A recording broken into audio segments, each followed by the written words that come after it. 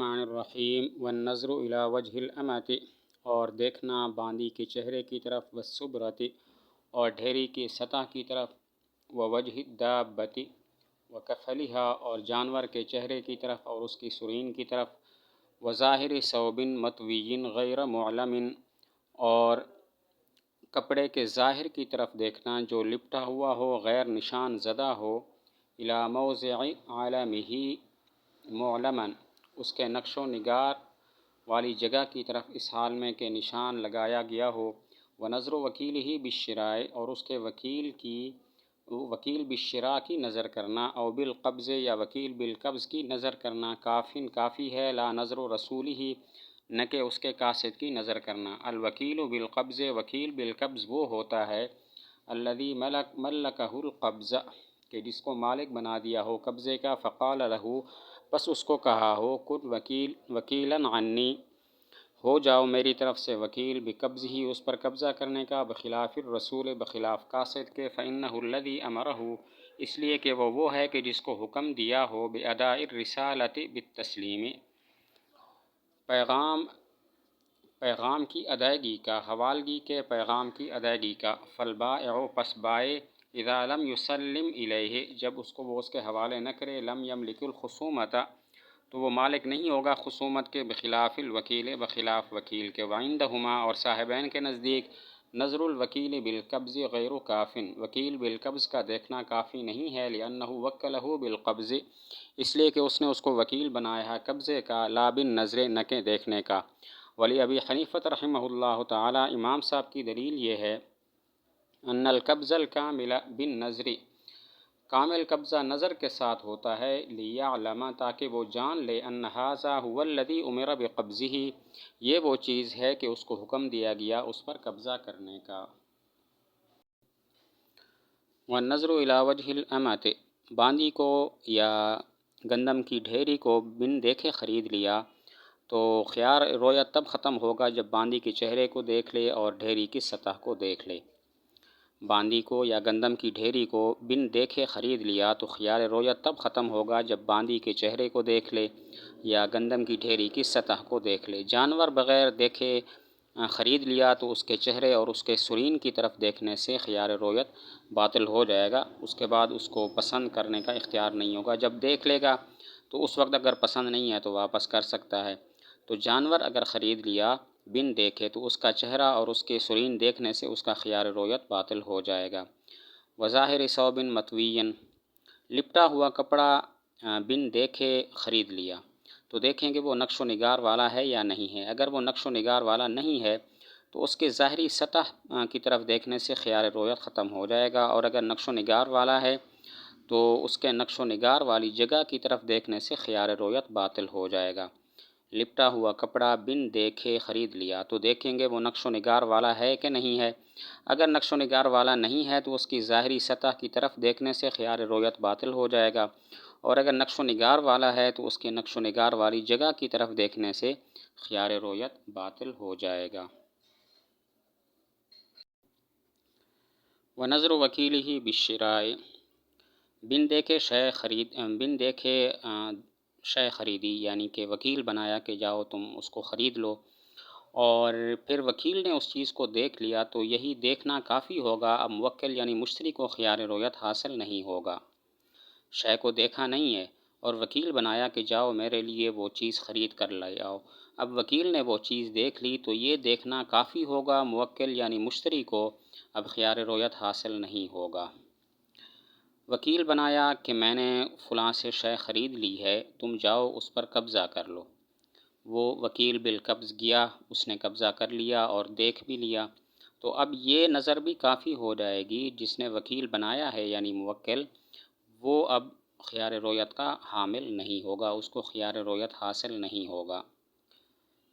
وکیل بنایا کسی کو کہ میں نے فلاں شے خرید لی ہے، تم جاؤ اس پر قبضہ کرو اور لے آؤ۔ اس وکیل بالقبض نے اس شے کو دیکھ لیا تو یہ نظر بھی کافی ہو جائے گی، اور موکل یعنی مشتری کو اب خیار رویت حاصل نہیں ہوگا۔ لیکن اگر شے خریدی اور پھر کسی کو پیغامبر بنا کر بھیجا، قاصد بنا کر بھیجا کہ جاؤ اور بائع کو کہو کہ وہ چیز حوالے کر دے، اس قاصد نے اس شے کو دیکھ لیا تو اب اس کی نظر کافی نہیں ہوگی، اب مشتری یعنی موکل کو خیار رویت حاصل ہوگا۔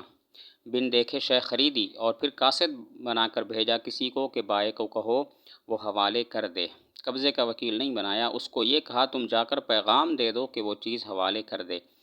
تو اب اس رسول نے، اس قاصد نے اس کو دیکھ لیا تو اب اس کی نظر کافی نہیں ہے، موکل اور مشتری کو بدستور خیار رویت حاصل ہوگا۔ الوکیل بالقبض، وکیل بالقبض اور قاصد کے درمیان فرق بیان کیا کہ وکیل بالقبض وہ ہوتا ہے جس کو موکل قبضے کا مالک بنائے اور اسے یہ کہے کن وکیلاً عنی بقبضہ، میری طرف سے اس پر قبضہ کرنے کا وکیل بن جا، اور قاصد وہ ہوتا ہے جس کو صرف یہ حکم دیا جائے کہ جاؤ بائع کو کہہ دو کہ مبیع حوالے کر دے۔ تو وکیل بالقبض اور قاصد کے درمیان فرق یہ ہے کہ اگر قاصد کو حوالے نہیں کرتا، بائع قاصد کو وہ چیز حوالے نہیں کرتا تو قاصد بائع سے خصومت نہیں کر سکتا، جبکہ وکیل بالقبض کو اگر بائع حوالے کرنے سے انکار کر دیتا ہے تو وکیل بالقبض خصومت کر سکتا ہے۔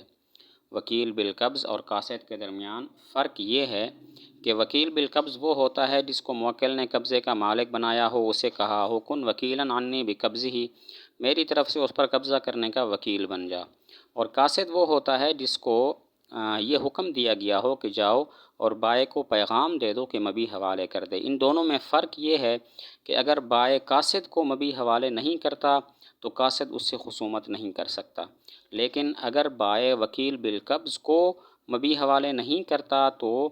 وہ وکیل بالقبض بائع سے خصومت کر سکتا ہے۔ یہ جو اوپر تفصیل گزری ہے کہ وکیل بالقبض کی نظر بھی کافی ہوتی ہے جس طرح کہ موکل مشتری کی نظر کافی ہوتی ہے،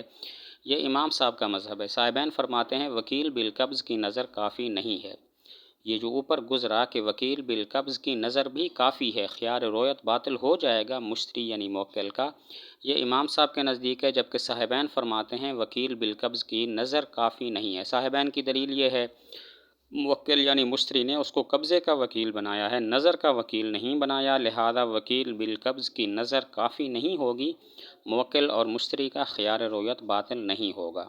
صاحبین کی دلیل یہ ہے کہ موکل یعنی مشتری نے اس کو قبضے کا وکیل بنایا، نظر کا وکیل نہیں بنایا، لہذا وکیل بالقبض کی نظر کافی نہیں ہے، موکل اور مشتری کو بدستور خیار رویت حاصل ہوگا۔ امام صاحب رحمۃ اللہ علیہ کی دلیل یہ ہے کہ قبض کی دو قسمیں ہیں، قبض کامل اور قبض ناقص۔ قبض کامل یہ ہے کہ قبضہ کیا جائے اس حال میں کہ مقبوض کو دیکھا جا رہا ہو، اور قبض ناقص یہ ہے کہ قبضہ اس حال میں کیا جا رہا ہو کہ مقبوض مستور ہو، پوشیدہ ہو اور اس کو دیکھا نہ جا سکے۔ موکل یعنی مشتری دونوں قسموں کے قبضوں کا مالک ہے تو اس کا جو وکیل بالقبض ہے وہ بھی دونوں قسموں کے قبضوں کا مالک ہوگا، لہٰذا وکیل بالقبض کی نظر کافی ہو جائے گی۔ امام صاحب کی دلیل یہ ہے قبض کی دو قسمیں ہیں، قبض کامل، قبض ناقص۔ قبض کامل یہ ہے کہ دیکھتے ہوئے قبضہ کیا جائے، اور قبض ناقص یہ ہے کہ بن دیکھے قبضہ کیا جائے، وہ چیز مستور پوشیدہ ہو۔ موکل دونوں قسموں کے قبضوں کا مالک ہے تو اس کا جو وکیل بالقبض ہے وہ بھی دونوں قسموں کے قبضوں کا مالک ہوگا، لہذا وکیل بالقبض کی نظر کافی ہے۔ باقی رہی یہ بات کہ قبض کامل نظر کے ساتھ کیوں ہوتا ہے، تو اس کی وجہ یہ ہے تاکہ وکیل بالقبض کو یہ بات معلوم ہو جائے کہ یہ وہی چیز ہے جس کے قبضے کا مجھے حکم دیا گیا ہے۔ باقی رہی یہ بات کہ قبض کامل نظر کے ساتھ کیوں ہوتا ہے، تو اس کی وجہ یہ ہے تاکہ وکیل بالقبض کو معلوم ہو جائے کہ یہ وہی چیز ہے جس کے قبضے کا مجھے حکم دیا جا رہا ہے۔ وشرطہ اور مشروط ہے رؤیت داخل الدار الیوم، گھر کے اندر کو دیکھنا آج کے دن، انما قال الیوم نہیں ہے سوائے اس کے کہ کہا الیوم، لأن الروایت انہو، اس لیے کہ روایت یہ ہے کہ بے شک شان یہ ہے کہ اذا رآ حیطان الدار، جب دیکھے گھر کے دیواروں کو، واشجار البستان، اور باغ کے درختوں کو، من خارجن باہر سے، کان کافیا تو یہ کافی ہوگا، وذالک لأن دورہم وبساتینہم، اس لیے کہ ان کے گھر اور ان کے باغات، لم تکن متفاوتتا متفاوت نہیں ہوتے تھے، فرؤیت الخارج پس باہر سے دیکھنا کانت مغنیتاً عن رؤیت الداخل بے پرواہ کرنے والی ہوتی تھی اندر کے دیکھنے سے۔ اما الآن بہرحال اب فالتفاوت فاحش فرق بہت زیادہ ہے، فلا بد من رؤیت الداخل پس ضروری ہے اندر سے دیکھنا۔ وشرط آج کل کے زمانے میں اگر گھر کو اندر سے نہیں دیکھا، صرف باہر سے دیکھا تو خیار رؤیت باطل نہیں ہوگا، اندر سے دیکھنا بھی ضروری ہے خیار رؤیت کے باطل ہونے کے لیے۔ آج کل کے زمانے میں اگر گھر کو باہر سے دیکھ لیا اور اندر سے نہیں دیکھ لیا تو اس کا خیار رؤیت باطل نہیں ہوگا، خیار رؤیت تب باطل ہوگا جب کہ گھر کو اندر سے بھی دیکھ لے۔ باقی الیوم کا فائدہ یہ ہے کہ پہلے زمانے کے اندر اگر گھر کی دیواروں کو دیکھ لیا باہر سے، یا باغ خریدا اور